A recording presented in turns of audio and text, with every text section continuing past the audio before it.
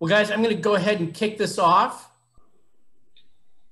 So, welcome to another Wednesday weekly tasting, virtually done. And this is going to be actually a very, very special tasting today. So I just kind of want to go around, and we've got people from right here in California. We've got people in Wisconsin, Colorado, in Southern California, down in Virginia, from Michael there, and so all over the country here. Just absolutely fantastic that we can bring everybody together virtually as we go through this crazy hunker down time. And boy, we get to see, Scott in Colorado's got this beautiful blue sky, and just guys, thank you so much for joining us here. So everybody grab a glass and cheers to being together this wonderful Wednesday afternoon. Cheers. Joe's cheers. He's way ahead of us, so that's awesome. Anyway, cheers, everybody. Thank you so much for joining us today. Again, as you know, some of you have done this before. Those who are joining us for the first time, no hard, fast rules. It's about having fun, being together in a crazy, crazy time. But, bringing wine and friends and family and hunkering down together and enjoying some of this. So again, and a really very special taste today because we have both Joe Anderson, founder, owner, driver of Benovia, along with Mike Sullivan, also co-owner but winemaker for Benovia, to really talk about two very, very special wines. We're going to talk about our 2017 Bella Una and 2017 Liberation. So it's going to be a lot about the vision behind doing blends of Pinot in this case. And much of Benovia is all about our small production, single vineyard, estate wines, and about what that means to us. But once in a great while, we venture out into the big unknown of blending.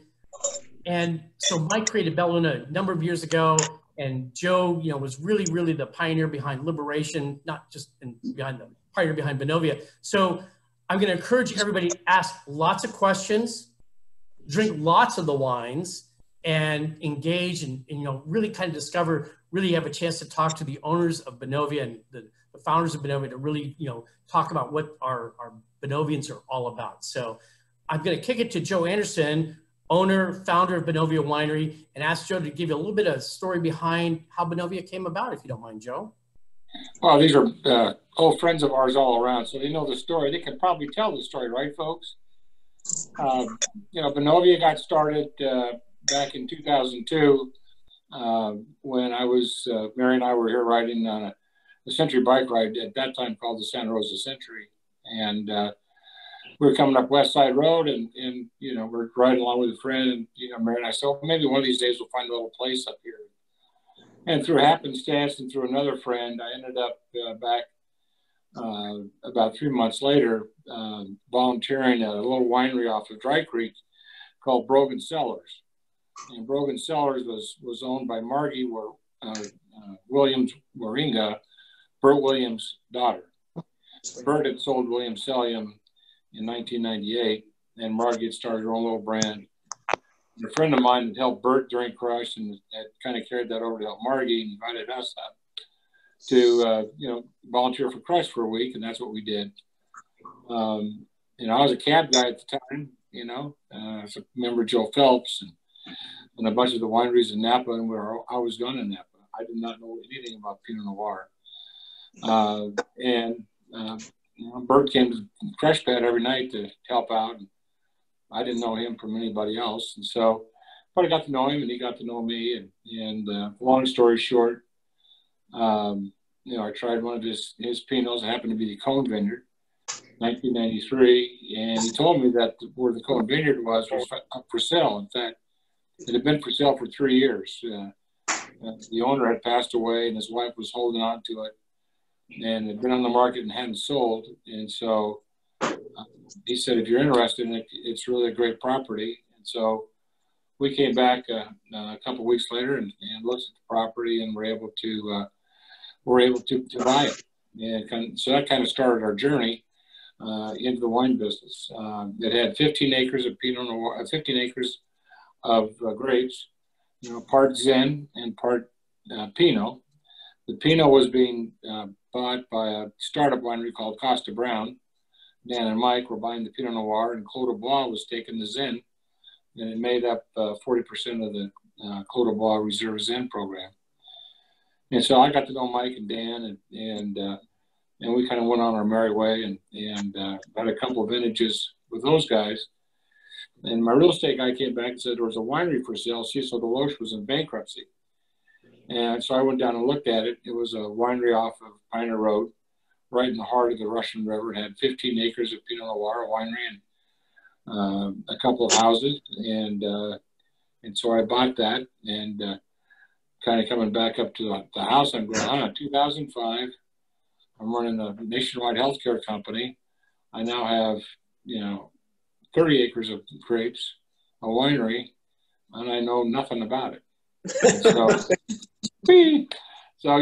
Once an entrepreneur, always an entrepreneur. So I kind of jumped in with both feet, and through a lot of advice and people, our counsel, we interviewed a number of winemakers, and one of them was Mike Sullivan. At that time, Mike was the winemaker at Hartford Court. Mike had been there, about 12 years? Was that the time? Just about a decade. About a decade. So, we were able to hire Mike in like August of 2003, but he certainly couldn't leave Hartford Court, so we stumbled along with us. Hired winemaker and myself and Mary and her friends, and we got the fruit picked and some thrown in the barrel, and Mike was able to start with us in January of 2004. Was that right, Mike? I think 2005. 2005. So 50. It was a hoot. Mike came and cleaned up the wines that we'd kind of put together and bulked up stuff that wasn't any good. And away we went. No pride, I'll tell you. And so it's been a wonderful experience for us. But this is our 15th year. So we've been in business 15 years this year as a winery, and almost 18 years as a wine grower. So I now know less today than I did when I got started riding a bicycle up West Side Road. It's always changing, guys. It's always changing. And so we started off just basically being a state vineyard at first, and Mike, because of his fine reputation, was able to go out and find fruit from the Martinelli families, the Duttons, the guys up in Mike up in Anderson Valley, Rich Savoy, and a couple others, and was able to put together some absolutely fabulous wine. I'm going to use this to kind of kick it over to Mike. One of the things we had, our first vintage, I think we had a little bit of Zen and Rosé. So we started being a Rosé company back in 04, 05 because we had nothing else to sell. We had some Zen that kind of made it through Mike's test of being good enough to put our label on it. And Zen, I think that was just about it we had for the first release, wasn't it, Mike? It was kind of a soft release. Yeah, 2005 was the first year. We made a little bit of first year.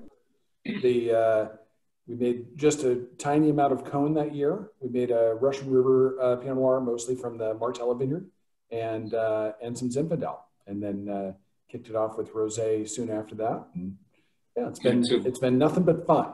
So nothing but fun.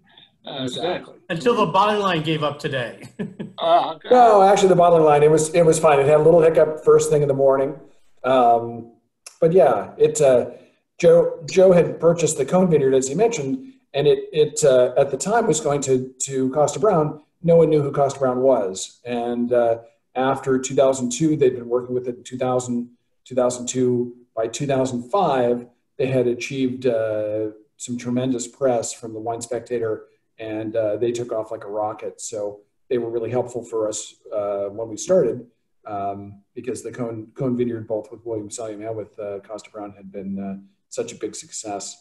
David, do you want me to just jump into blending a little bit? So I do. So I'm going to kick back to Joe real quick and just say, I think what's really important too is, when I listen to Joe talk and it's about the relationship he built with Bert Williams, originally the founder of Williams Sullivan. Joe, you built so many great relationships in this industry, and you came in again from healthcare management, and look where it got you today. It's like, without these relationships with you know, Bert Williams and the Martinellis, you know, it's, you know, talk about how you build those relationships a little bit, if you don't mind. Well, I built them on a personal side. Mike had a long history in the county as a native here, and is recognized very fine winemaker. So Mike had tremendous relationships already in the county on the wine side. You know, I hired a great attorney who introduced me to a lot of people. I was friends with Bert Williams and a few others. And you come into a county not telling everybody that you know everything, that these people have built a fine appellation with the Russian River, even though it's still not even 20 years old at the time. And they built a very fine business. And so I came in really as a business and finding the right partner. And that's why one of the strategies is to make Mike a partner in the business and part owner. And, you know, for us, it was always a family thing. Benovia is a made-up name. It's named after mom and my dad and Mary's dad. Her dad was Ben, my dad was Novian. And the Martell vineyard that Mike just talked about is after our moms, Martha and Eleanor. And so it was great being able to you know, put a couple things together. One, the relationships that Mike had, some of the business relationships that I had, and also the philanthropy that we were able to use in support of our community here, kind of was a three-legged stool for us. And we're still heavily involved in all three of those things, as you would guess. But the blending side came around because, you know, we had one or two single vineyards, and Mike came up with the idea to create a very high-end blend, taking the best of the best, and he'll tell you about how he went about that. But we were troubled on what the hell to call it. At that time, I think our internal name was like proprietary blend or something like that. I think that's what we had. My proprietary blend was what we called it first. And we put out a thing to our mailing list and said, hey, we're making this wine. It's going to be a blend.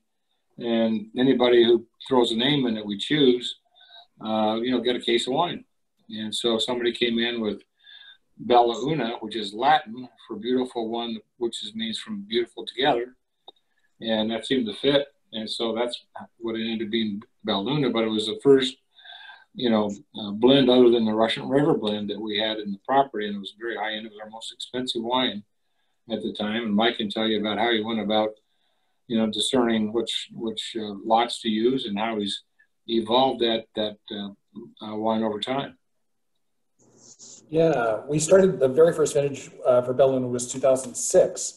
And at that time in the winery's life, we had the Cone Vineyard, as Joe had mentioned. We had a small parcel around the old winery. We had, you know, 13 acres over on that site planted to essentially one clone of Pinot Noir. And then we sourced from some outside growers. And the Cone had tremendous reputation and was always going to be a flagship within the portfolio as a single vineyard Pinot Noir because it is so distinctive. Then we had all these other little parts that weren't quite as, they didn't reach the same height in terms of their personality or potential. So, but all these wines from different growers were amazing. What we decided to do was rather than come up with another single vineyard wine, they each had distinctive personality, but each lacked a little bit of something. And the composite was better than any of its individual parts. So in 2006, we came up with this Bella Una blend. And, you know, we carried that forward in 2007, 2008, 2009, up until 2012, when the Martella vineyard, which we had expanded and developed and planted a lot of additional acres and clones, as well as our Tilton Hill property out near Freestone, both came online and both were single vineyards. We took the Bella Una we took it away from our portfolio for a couple of years, and it had such an incredible following that our customers essentially demanded it back. So we brought it back after it was absent for a couple of years from 2012. I think it took until we got to 2014, and we brought it back as a wine that we craft that's the best of the vintage expression. So every year, every vintage has its own character, whether it's, you know, bright aromatics, whether it's big structure, whether it's lots of spice or floral notes. We sort of take the theme of the vintage and go through and select individual barrels that represent that. and basically just take the absolute cream off the top. We'll select something like 8 or 10 barrels, and we'll craft a wine that's the best of the vintage expression. It's sort of a reserve wine without the term reserve, and it's really fun. And going with the concept of the vintage character allows us to sort of follow creatively some thread from year to year, rather than just having a standard style or trying to mimic something year after year. We're really looking to amplify or intensify the character of the vintage. So it's a really fun wine to make. Single vineyard wines are amazing to make as well. Sometimes they're one tank or one fermentation. It goes to 4 barrels, and that's the wine. Other times, like at Martella, we have 17 different parcels. We have 10 different clones of Pinot Noir, and it's not uncommon that we might have 8 or 10 different individual fermentations that will then look to blend single vineyard wine from. But when you're making a blend like Bella Una, it's everything in the cellar is up for grabs when we make that wine. So we can go through and select just individual barrels of the very best blocks that we combine. And the process essentially is we'll sit down and we begin to blend them. We'll blend them day 1. We'll taste the morning. Day 2, we taste the wines blind, double blind, so that we don't know what the blends are. And then we'll reveal after we've tasted and we've ranked the wines. My assistant, myself, and Joe will come down and taste sometimes, or Ed over in the tasting room, or David will bring some samples over. But it allows us to without bias select the very best blend in a given year, and it'll sort of ebb and flow, and we'll taste 5 wines or 6 wines at a time, and it may take 8 or 10 different blending sessions over the course of several weeks to come up with the best blend. Sometimes we'll get going in a certain direction, then we'll stop, we'll pull back, we'll go in another direction.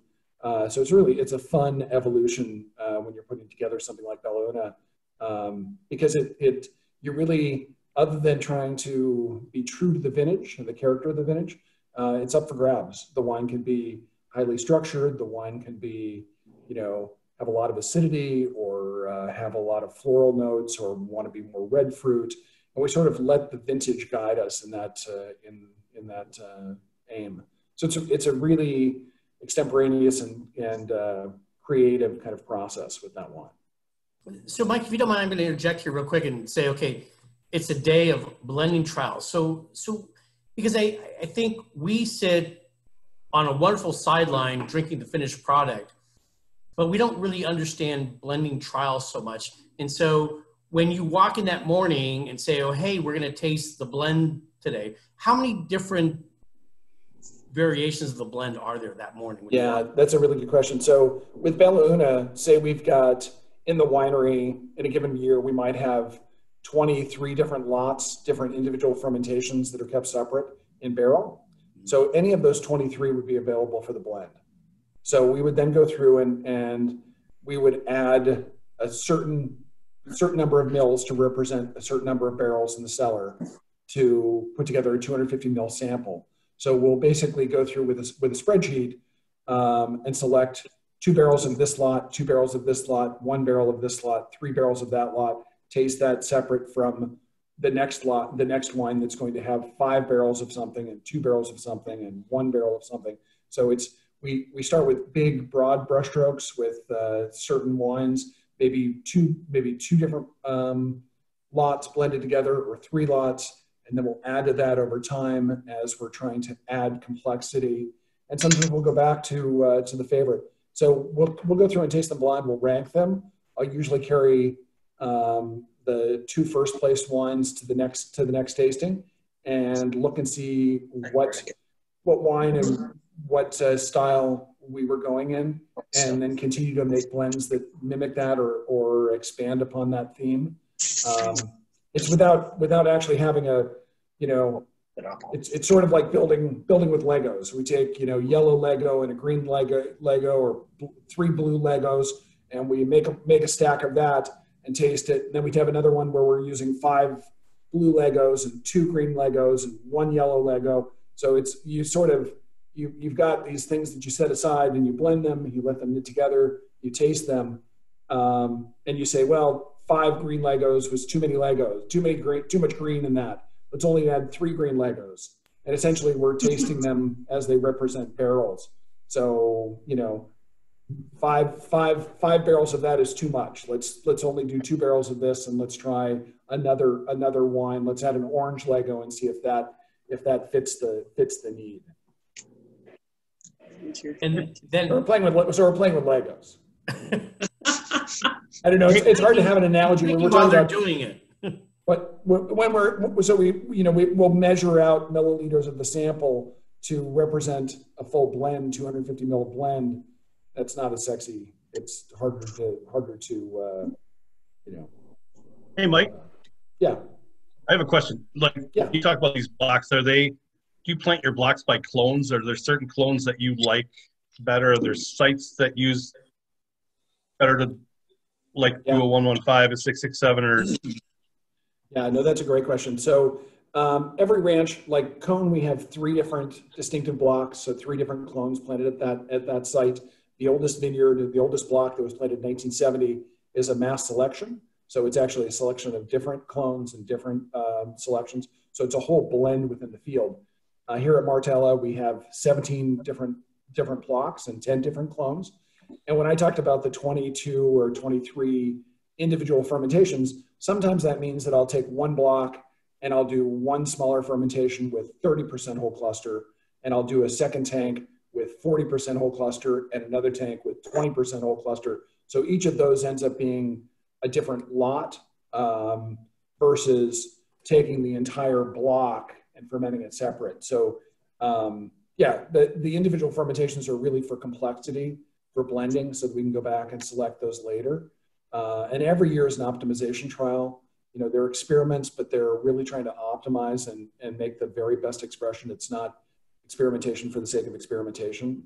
So yeah, we have a lot of different, by the end of harvest, we have a lot of different variables when it comes to wines for blending, either for single vineyards or certainly for Bella Una.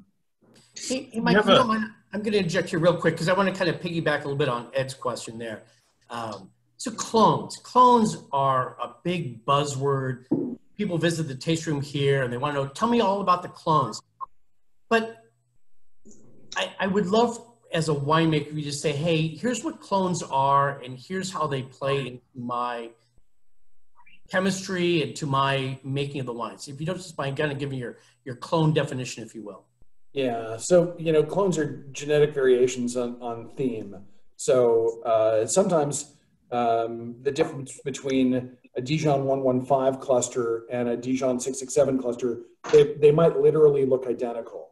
So sometimes they're very close. Other selections like a Martini and a 23 Maria Feld selection, the Maria Feld is going to be ginormous. It's going to have a huge cluster. And something like a 943 is going to have a tiny little cluster. So sometimes they have a tremendous difference in phenology and the shape and size, but they influence the flavor of the wine. And when we're talking about clones and selection, it's really about introducing additional blending elements and flavor elements by planting different clones. Some selections and clones we've planted at certain sites for certain reasons.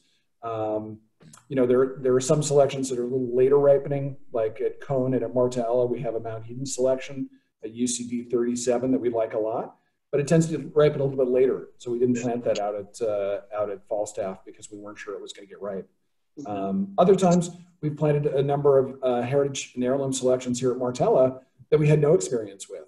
And it was really, we're able to get some of the budwood either through our friends or, you know, other wineries. And we have some selections that are really unique. We have a Henzel selection from the 53 Ambassadors block at Henzel, one of the oldest still producing Pinot Noir vineyards in California. We have some selections from the original Chalon planting back to 1947. Some from the Palmason plantings that came over in the 1880s. So at many of our properties, we've planted some heritage clones that hold their acidity and express a little more minerality versus some of the Dijon selections that were selected through Montpellier and the ENTAV, the French government, for early ripening and lower acidity, which is something that they would look for in Burgundy historically. Grapes that would ripen quickly with a little lower acid. So we do have some Dijon selections planted, but we're mostly we've banked on heritage and heirloom clones. And I think that they have a big effect on differentiating Benovia from many other wineries in California. Maybe Edwards might have been used. Yeah. Thank you, Mike. Oh, no problem. Did that, David? I could go on for 6 hours. So you know what's really funny is that so people visit the tasting room, they visit the ranch house here, and they're like, "So tell me what clones are in the wine." And we might say, "Okay, it's 667, or it's commemorate, or it's 2A, or 115." And we go, "Great." It's like, and so I think what clones are in the wines is a big buzzword, but I don't think there's a lot of knowledge necessary behind what the clones are and how they play a part in the actual winemaking and the style and the flavor profile that you're looking for in the wine. So yeah, and even winemakers, when we talked among one another, we may have a definition for ourselves that doesn't agree with our winemaking friends. So we could have discussions about what we think 115 Dijon 115 is, and if as winemakers we can't agree that it has a flavor, then it really isn't that important. What I see the clones that we have planted, people ask me all the time what my favorite clone is, and my response is, what's the vintage? Because different clones will respond differently in different vintages, and I have different favorites depending on the year. So part of the reason that we've planted a number of clones is so that we can have, we don't have all of our eggs in one basket. If we had one clone planted and it didn't do well that vintage, we have a whole plethora of colors to paint with. Both I think means you would. Yeah. Hey, Mike. Go ahead. I'm sorry. Go right ahead. Oh, I'm sorry. Mike, when you were tasting and you're tasting all the different blends, are you kind of imagining? Are you going to make the wine based on what it tastes now, what it tastes like now, or what you imagine it will be, 2, 3, 6 years down the road? Yeah, Paul, that's a great question.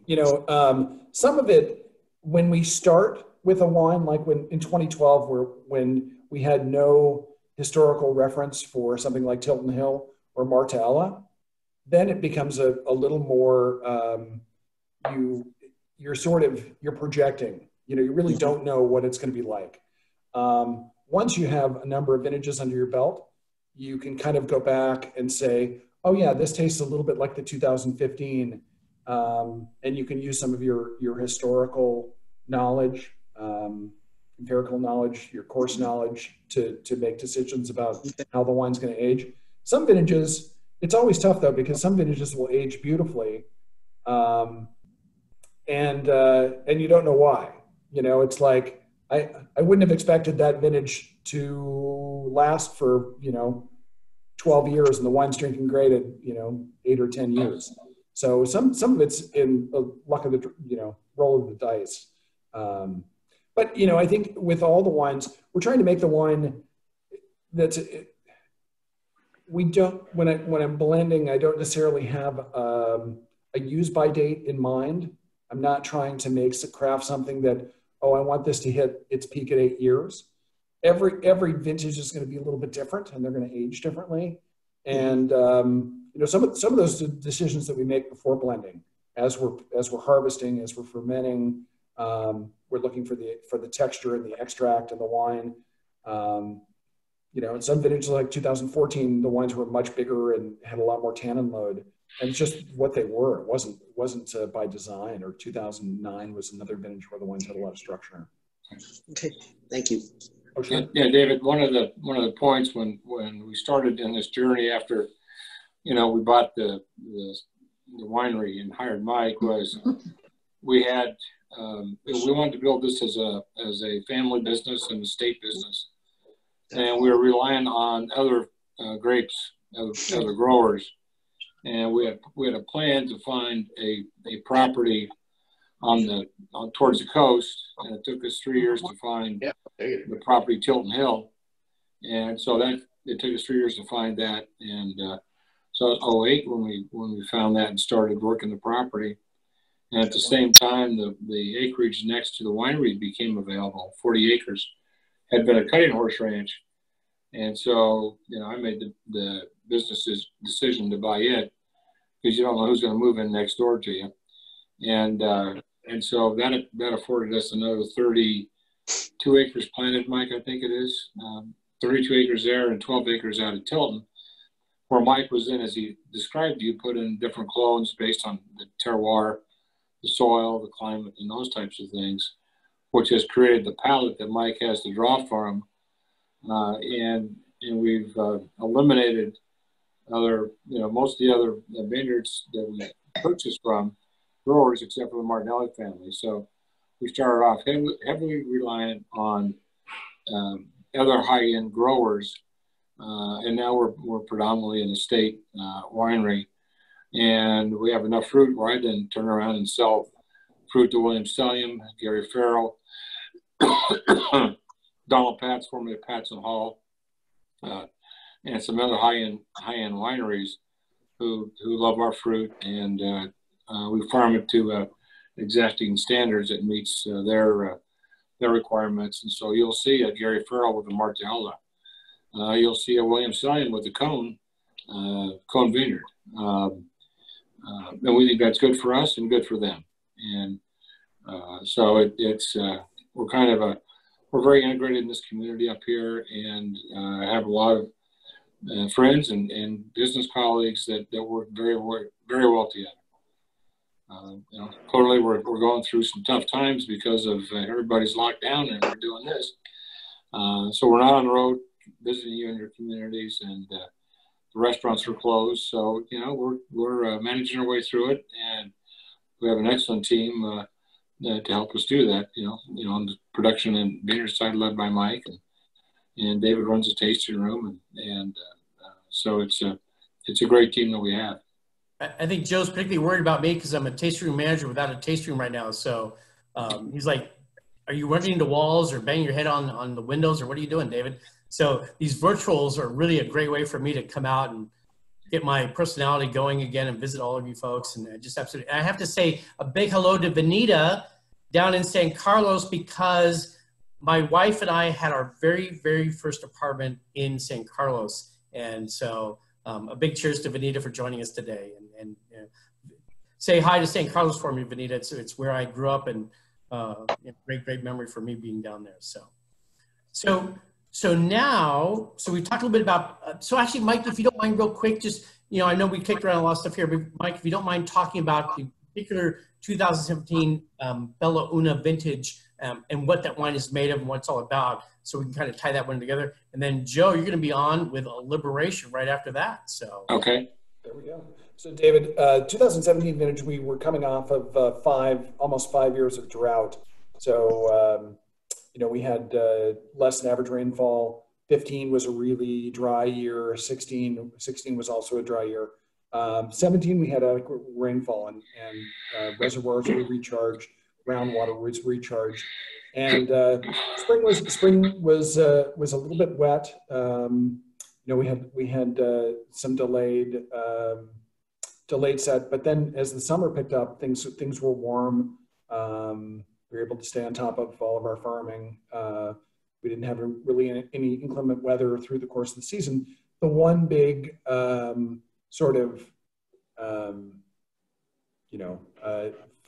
we had a couple of heat spikes, but in 2017 in August, we had one heat spike where the temperature got up to 112 degrees in San Francisco in August, which is almost unfathomable. It was up to 114 here. So we picked all of our Chardonnay in one day, essentially. So it was a bit of a scramble. But we had started picking Pinot Noir before that. We continued to pick Pinot Noir.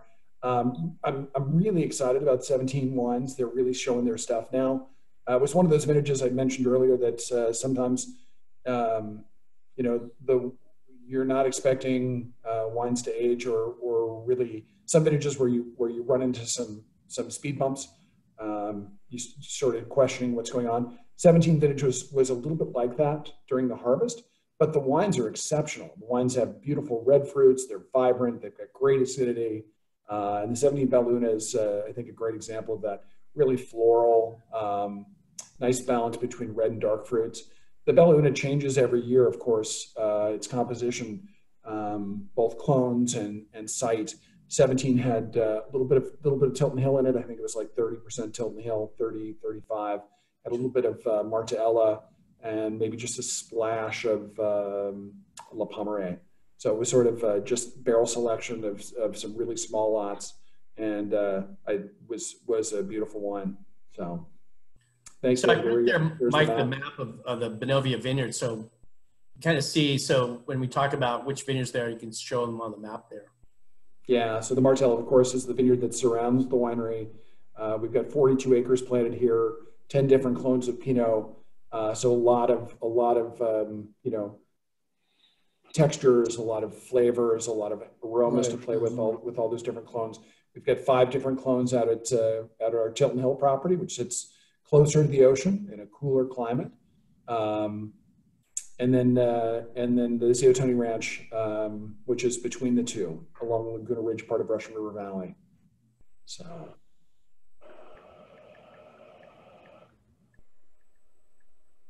And then, yeah, Mike, the variation on Benovia in the years that we do Benovia may vary between the vineyard locations and the percent of fruit coming in from those different vineyard locations. Absolutely. Yeah. So yeah, the 17's just starting to come into its own. I'm thinking that wine's going to continue to improve with a little time in the cellar, probably for the next 3 to 5 years. But it's drinking great right now. I would splash, decant it. Just open it up a little bit. But yeah, it's an absolutely gorgeous wine.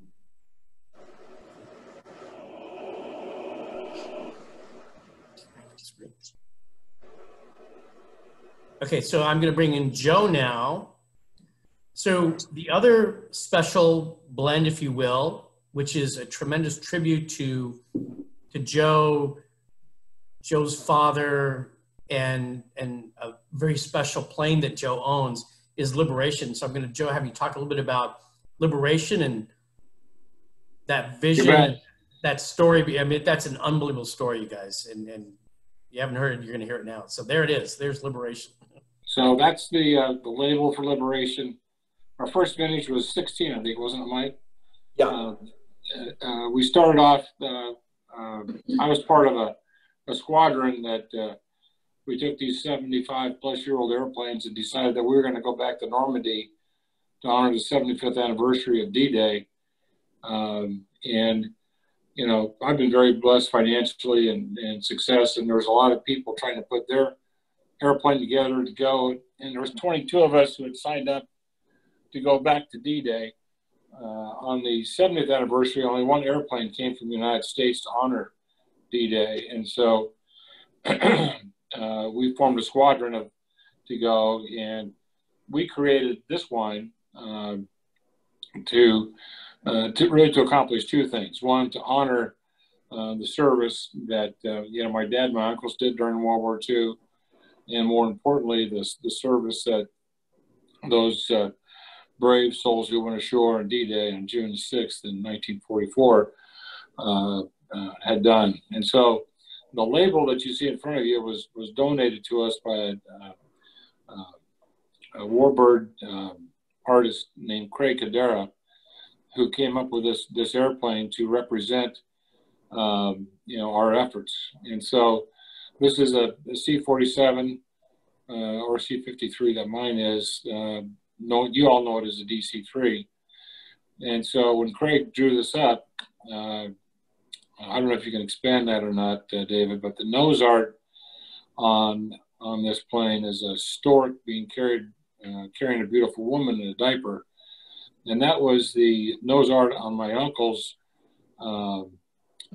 He was a B-29 flight engineer flying with Colonel Tibbets off of Tinian. He was a flight engineer on B-29s there, and that was a nose art off his B-29 called Strange Cargo. So Craig put that on this airplane. The B on the tail stands for Benovia. And so we use this as as our label. And it was really done, as I said, to honor those folks. And so So we made this wine, and I'll ask Mike to talk a little bit about how we did that. But we've kind of replicated that kind of thing, recently. But so this wine was built to honor, D-Day, and our plans this year were to, we had a whole schedule plan. We were going to the World War II Museum in New Orleans. We were flying there, and we had auctioned it off at a couple of wine auctions. Hospital St. Joe's here in Santa Rosa auction. Mark and Terry Stark bought it, and we we're going to host them at the World War II Museum, fly them from New Orleans over to Claire Chennault's museum. Claire Chennault was the commander of the Air Corps in China, the head of the Flying Tigers, and so the Chinese fighting the Japanese. And then we were one of 200 planes chosen to fly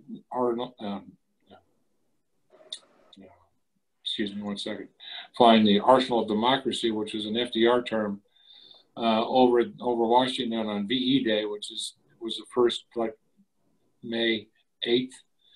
And so we were chosen to fly as that. And so we just bottled the last vintage, 18. So we had 3 vintages, 16, 17, and 18. And we're going to roll the 18 out for VE Day in May. Well, but as you know, all those events have now been canceled. Arsenal of Democracy, they've postponed maybe until August. And so we'll see how COVID-19 goes.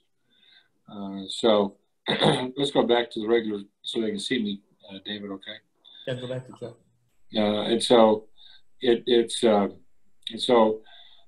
Mike just finished bottling a month ago, the 18. I have, one of the few remaining bottles of the 17 vintage in my cellar. It's been very, very popular, not only with the the D-Day Squadron people and World War II aficionados, but we were able to do some interesting things when we went back to Normandy. One group of people asked us to carry the ashes of their dad who had died, or the medals that their grandfather had got, or all kinds of different things that we were able to put in the DC-3 and take it back to Normandy, and in some ways, some leave it on Omaha Beach with their brothers. So it was a heck of a year last year. We took off as a squadron out of Connecticut and flew across the North Atlantic, Greenland, and it was a hell of a ride. Throwing ice off the props and having to fly at altitude. How long a flight was that over from across the Atlantic? The length of the flight, you got to add how many days we had to sit down for weather. We came out of Oxford, Connecticut, went to Goose Bay, and we sat at Goose Bay, and we were supposed to go to the Sarsarak, which is the southern end of Greenland, and then on in the Reykjavik. Well, the winds were blowing 75 miles an hour. The waves were 30 meters tall. And so we sat in Goose Bay for a number of days. And then my airplane has Pan Am tanks where I carry 1,200 gallons of fuel instead of 800. And so they could only take 2 planes a day or 3 planes a day on the Sarsarak. So my captain, Jeff Kaufman, has been flying this airplane now for 11 years. We decided to take off on our own and go all the way up to Sandrestrom. It used to be an Air Force base in northern Greenland, inside the Arctic Circle. And so we flew across thank God the engine didn't let go. So we flew in. We couldn't see the shore, and we kept trying to find the entrance to the fjord going up, and finally we had to climb the 10,000 feet to go over the top of it. Over the top of it, it was kind of like the fog sitting on the coast here. We dropped down into this beautiful fjord for 90 miles and flew up inside the fjord into Sandrestrom. Bright sunny day. We landed there and spent a night, loaded up with gas and fuel, and the next day got up, said the rosary, because we're going over the ice cap, at which we atop the ice cap we got to fly at 12,000 feet, and it's a point of no return. You get so far over the ice cap, you lose an engine. You're not making it back to Sandrestrom, and you're not going to make it to Reykjavik, and you end up landing on the ice cap. So I thought of that movie, point of no return. that music kept going through my head over and over and over again, because it lined up our drop-off points. But we made it across the ice cap and started downhill. We knew that even if we lost an engine, we could make it to Reykjavik. But there was some hellacious wine going from, you know, I met the plane in Milwaukee, and we flew through all the way up in Canada and tried to get to Connecticut. And so it was a hell of a flight, but nothing like when we went into Dublin, had a great reception in Dublin, you know, changed the oil in the airplane, hung out for a few days, went to a couple of breweries. So, you know, what are you going to do when you're in Dublin? Brought back some very nice whiskey and stuff. And then we flew into Duxford, England, where we all formed up with a squadron, and that's what we flew out of on June the 5th, the night, recreating when the paratroopers went in onto D-Day. We landed at Cone right behind the beach, and the next day, my plane was one of the ones chosen to fly at the formation. President Macron and President Trump were there. And I decided to stay on the ground, and we were able to get right down on Omaha Beach through a whole bunch of ways.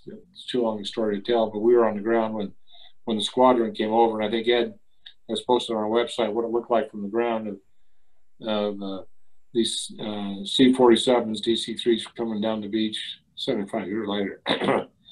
It was quite an experience. Met quite a number of people from different countries in Europe who had a lot of affection for the United States, both the French. We were on the beach with a family from Holland who, when we liberated Holland, saved their lives. They were Jewish, hiding in a cellar. And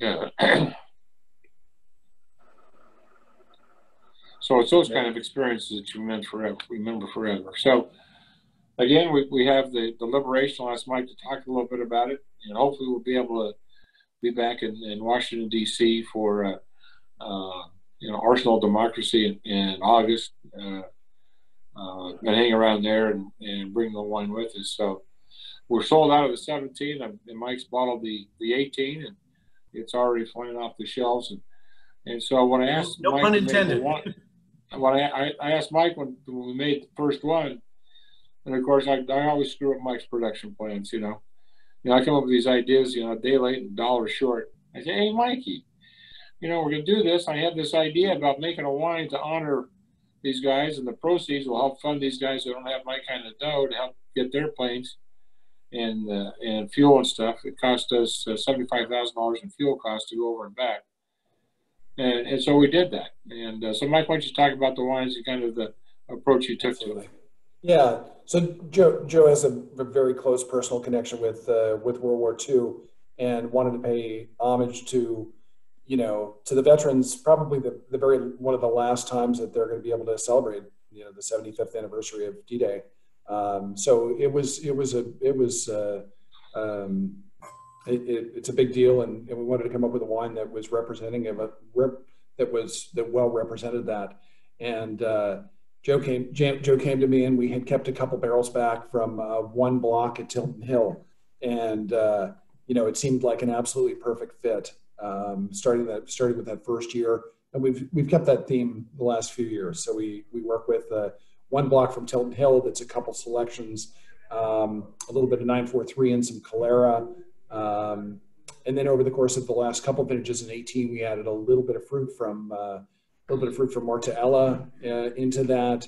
But it has a lot of dark fruits, a lot of blackberry, boysenberry, beautiful richness, great texture. You know, it's a wine that makes a big statement, and Joe's trip and our veterans certainly deserve something worthy of a special bottle. So that's sort of what we came up with for that vintage and subsequent vintages. Yeah, I want to share a little bit what happened here in the tasting room at that time. So as Joe was promoting Liberation as a wine, but not only that, but really taking the plane around the country and doing these hangar tastings, if you will, and then moving the plane back east so where eventually could go across the Atlantic over to Normandy. But he was trying to find these veterans from World War II. And again, these guys are in their 90s. They are, again, this is probably the opportunity to move out that direction, be able to be part of this. And so I would get calls here in the tasting room, like, Hi, this is Scott. Can you tell Joe I got the invitation, but I can't make it. I'm not moving that well these days, but I really would love to be there. And it's so great that he's honoring us by asking us to be there.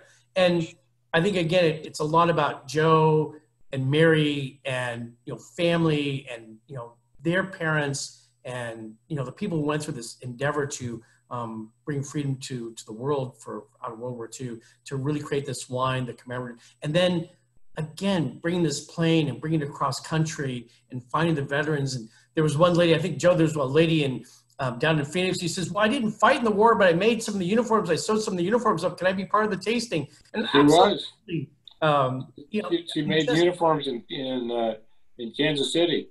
Right. She riveted the flight suits together for the guys. I wasn't a riveter, but riveting jeans together and stuff.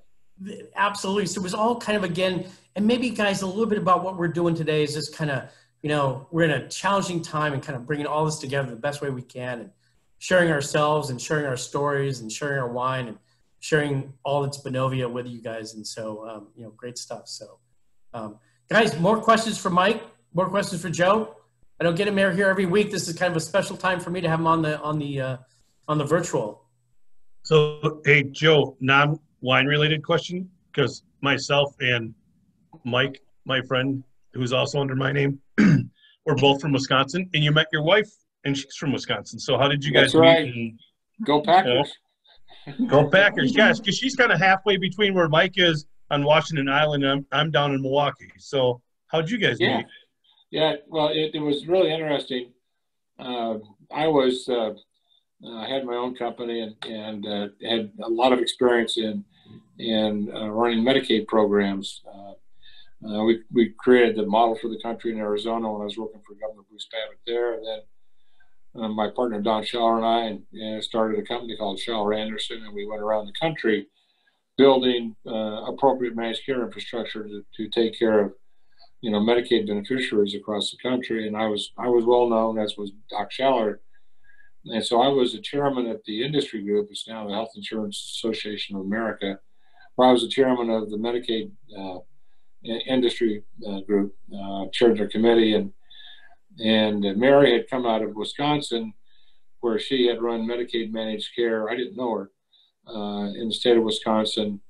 And then when Tommy Thompson became the secretary of HHS, Mary's good friend Tina Nye, who had been the Medicaid director under Tommy, enticed Mary to come into Washington and put her in charge of Medicaid managed care.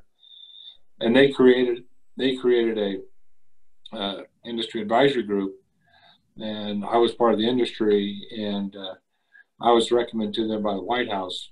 I knew the people at Office of Management, but budgeted very well. And so Mary and always, so if the son of a gun wants to be on the committee, so I'll make him chairman. And so that's how I met Mary. She was the federal policy person, and I chaired the industry advisory group.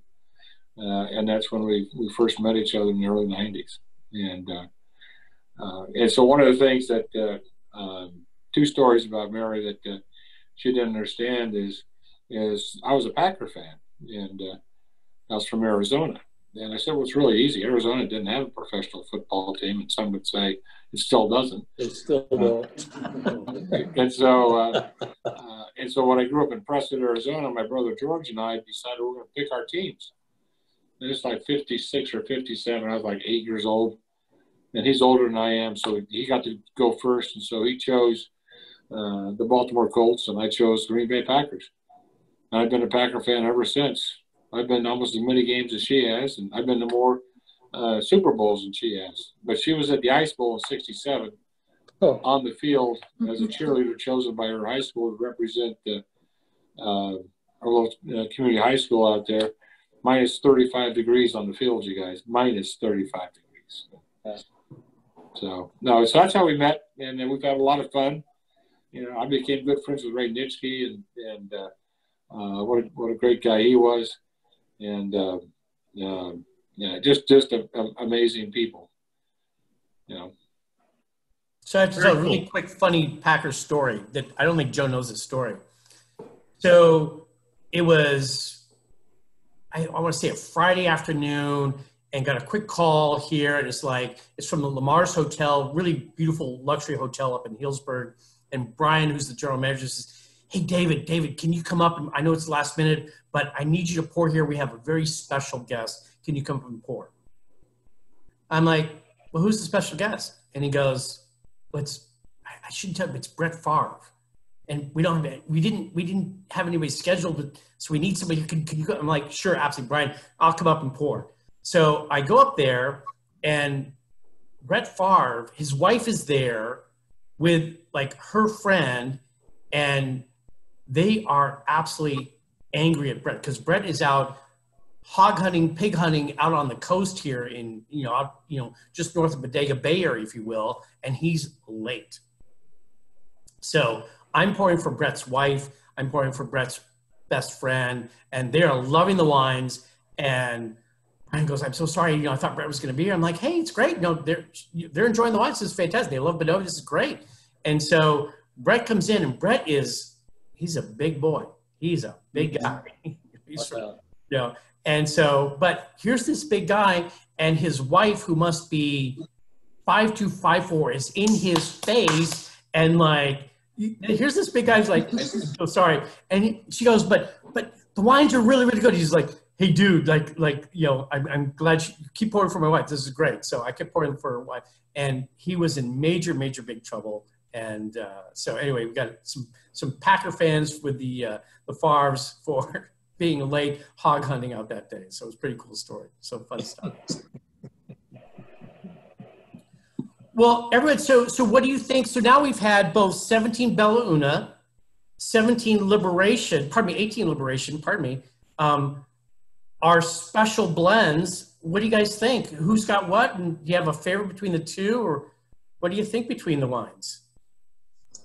It's your turn. We also have some 17 Liberation. 17 was awesome. Awesome. Awesome. For once, almost. Yeah. And we're sharing it with our neighbors. My gosh, the Hurlburts are very generous people. Way nicer than I am. So do you have, anybody, so if you look at, these blends that Mike has created with, obviously with Joe's urging and such like that, but again, one of the things I think is really phenomenal about Benovia is their blends, their Pinot Noir, but they are so different and so distinct from each other. Do you guys feel that same way? What do you think? Oh, absolutely. Yeah. When we have our favorites, but the one thing that we've gotten from these calls, David, is, we tasted a number of different things, and we've learned things about, like the Tilton Hill, for example, it tends to be a higher altitude, tends to be, a little bolder, more tannic and things like that. But here in the backstory, it helps us kind of understand, what goes into making the wine, and it helps us appreciate it more, because we use, our thought was always, okay, we got some Tilton Hill, that's got to sit in the fridge for about 3 years before we can even approach it.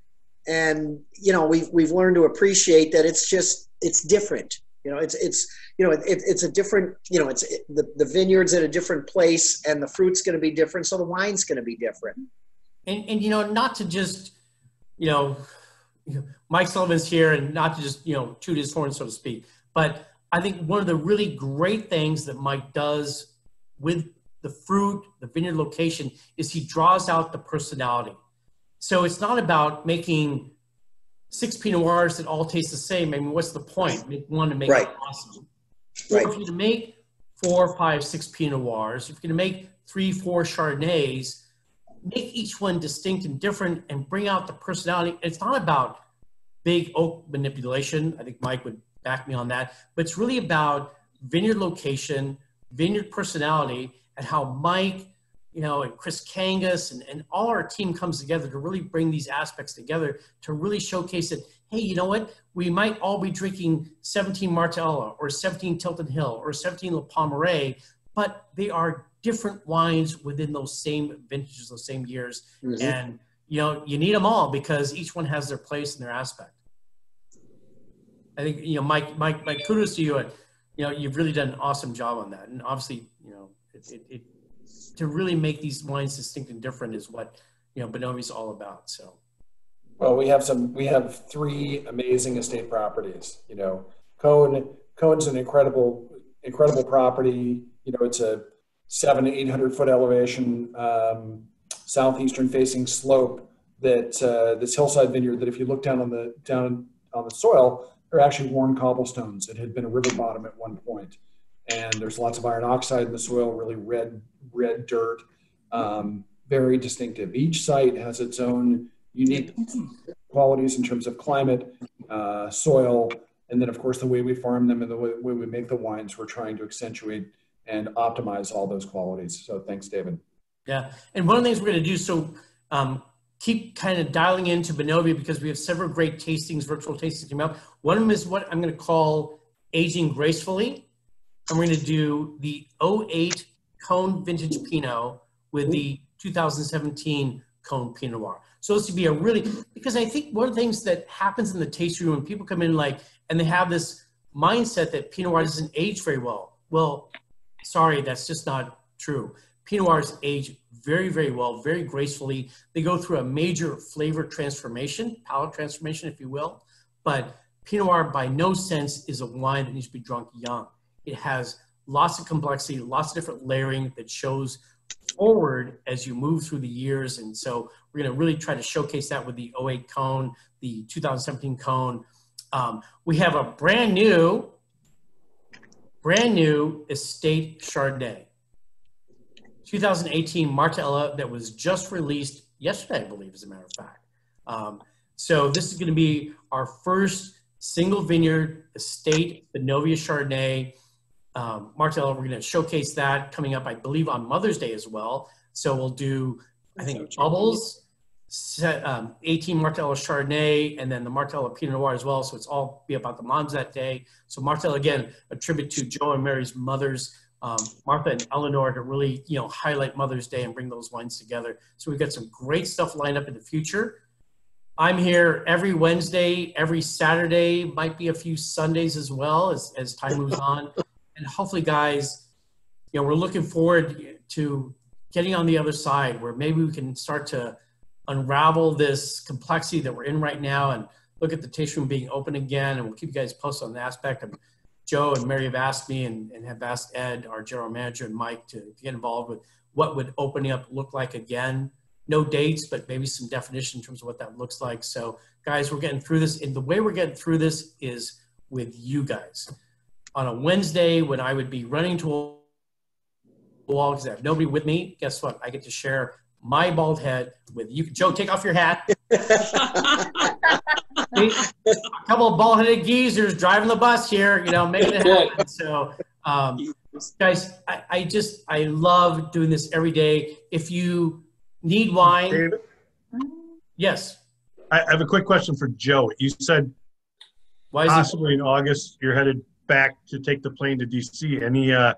Any plans to make a quick stop in Milwaukee on the way? Well, you know, Mary's brother or sister live in Oshkosh. And so you can't go to DC without stopping off in Oshkosh. You know, we were supposed to be there for the Oshkosh EAA. EAA? Yeah, the D-Day squadron. We were going to flight formation there for him. You know, so Mike. You know, so we'll be there and we'll let you know. In fact, we're going to do a special tasting of Liberation. We're going to do the plane. You know, we brought it back from Europe, 20,000 miles, and we put her down. We did a couple air shows here, and then we decided that you know, we were popping circuit breakers going over the Alps, and we decided to dive in and completely refit the entire electrical system on the plane. And so so we did that, and that's been completed. And we updated the cockpit and put a little higher level of avionics in it, and we a nicer jump seat and those kinds of things. And we put in a wine bar. A wine bar? The wine bar. Hey. Wow, how innovative, Joe. Yeah, it's, you know, Bobby and I would pour wine on that thing, and we were bumping around in the old galley. So we had the guys, they yanked it out, and how we made it back with the stuff we found and we pull out of the plane was something. But so the wine bar is nice. You can set. They have the wine bottle holders. We have the Benovia symbol, backlit, and some good storage place for glasses and those types of things. And so the plane's going to be ready to fly next week. Jeff will fly up, and then what he and I will probably do is we're going to do a virtual tour on one of these things. Well, Jeff will take. We're going to send it out to the D-Day Squadron. We have 35,000 followers on Facebook. The D-Day Squadron, and we're going to send it out to everybody to participate in a Zoom, bringing back the spirit of Benovia, and do a tour of the plane, what it looks like on the inside. Many people have been in the airplane across the country, really across the world now. And we'll do another little tasting of the Liberation on it. And so we're going to try to knock that off in the next month and get out there, try to kick up some ideas about, hopefully being able to get to Washington, D.C. in August. So it'd be great if you were in Oshkosh. We're close. We're about an I know hour you away. are. Yeah, That's right. that'd be super. Well, we just hope we can get on the other side of this COVID-19 stuff. I'm That's 70. Yeah. I'm one of the guys that said, stay in his room. Don't leave your room, Joe. But maybe, if we get on the other side, then maybe, Carrie, I'll have Joe deliver the swag to you personally. So There you go. absolutely. All right, let's stop between there and California. Yes, Pardon me? absolutely, you guys. So another virtual tasting idea that I'm playing with, because you guys love Benovia and you love the wines, but you each have your favorites. So I'm thinking about doing a virtual tasting called Dealer's Choice. And this will be a tasting where you guys are going to be really the host. I'm going to be on the sidelines along with you. But I want each of you to pick out your favorite Benovia wine. Come on, 2015. And talk about, I'm going to have this scheduled. You'll see it coming up in early May, Dealer's Choice. And we'll be talking about, this is my favorite Benovia wine, and here's why I picked it.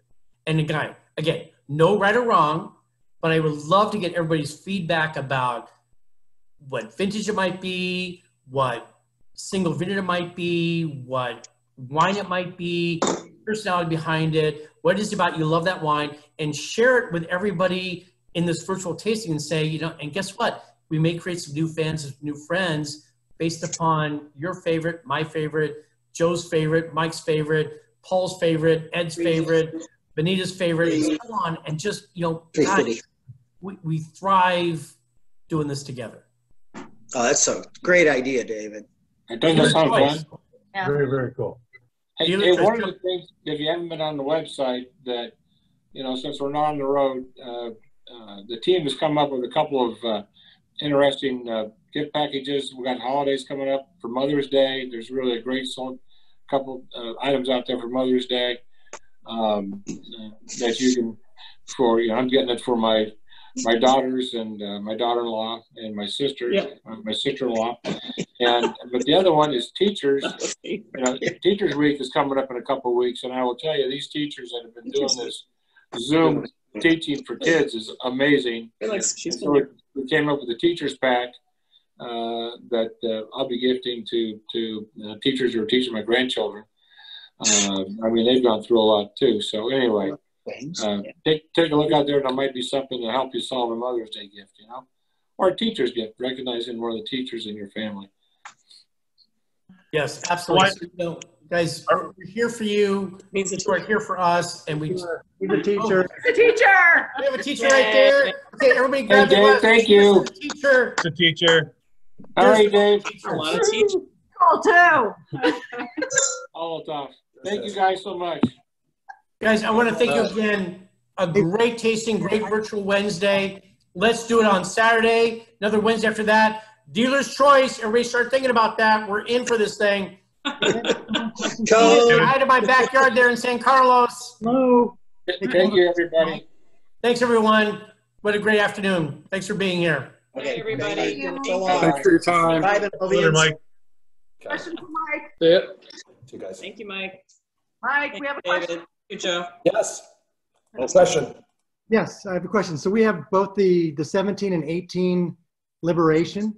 The 18 tastes a little drier to us than the 17. Yeah, it's definitely a younger one, and 18s have a little more structure than the 17s. I wish I didn't open them, because I just ran in from bottling because we just finished. Yeah, perfect. Thank you. I'll get a glass. I'm guessing that the 17s are going to be drinking. It's going to be drinking better earlier. The 18s probably going to need a little more time to come around. So. Yeah. Okay. The wines are completely dry. Just the structure, the tannin structure might be such that, it needs a little more time in the cellar. Okay. Okay. All right. Yeah. Thanks. Hey, Mike, one last quick question. Yeah. When you release a wine, your thought is they're drinkable now and they'll just improve with age? It's always hard because every vintage is a little bit different. And some of our wines, like our spring release wines, they don't have a whole lot of time to knit together in the bottle.